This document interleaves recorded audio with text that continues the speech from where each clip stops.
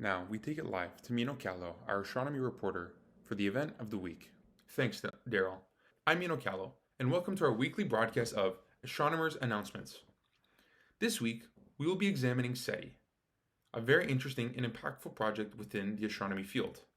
SETI, or Search for Extraterrestrial Intelligence, is an institution founded in 1984 by CEO Thomas Pearson and SETI scientist Jill Tarter. This institution was founded to search for life on other planets. However, scientists at SETI not only want to find mere life, but are searching particularly for intelligent beings.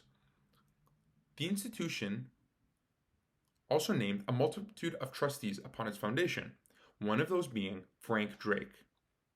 Frank Drake is a very significant astronomer, having found one of the most influential equations ever, the Drake equation.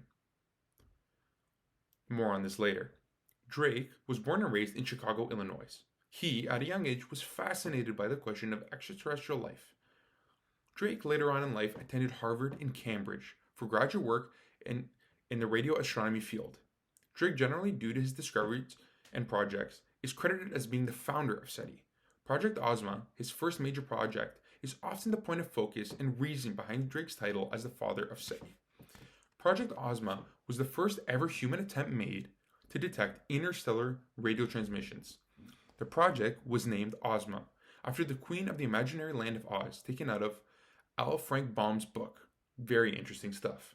Similar to the Land of Oz, it was found their research was being done at a very far away and difficult to reach place. This project used and examined two stars, Tau Ceti and Epsilon Eridani. At the time, they assumed these stars were surrounded by planets. Scientists were in search of signals near the stars, and to find these signals, the project utilized, and I quote, a receiver on an 85-foot antenna tuned to the frequency of the 21-centimeter emission line of interstellar hydrogen. This scheme was the beginning of utilizing antennas to search for radio transmissions, all begun by Frank Drake. Furthermore, through this research, Drake also invented his famous equation, the Drake equation. While it may seem slightly complicated for those of you at home, the math and logic behind it is quite fascinating, so I will break it down. The equation takes 6 terms. Overall, it takes 7, but it takes the first 6 and multiplies them together to make a number. This digit is the average number of new technology transmitting societies that come online in the Milky Way each year. This is then multiplied by the last term in the equation being L, which stands for the average lifetime these societies stay on air. Overall, this equation results in N, as displayed here. N in the equation stands for the average number of transmitting societies as of now. This information was utilized to determine whether the search for these signals was worthwhile. A high N value would indicate it was, whereas a low N value would indicate the opposite.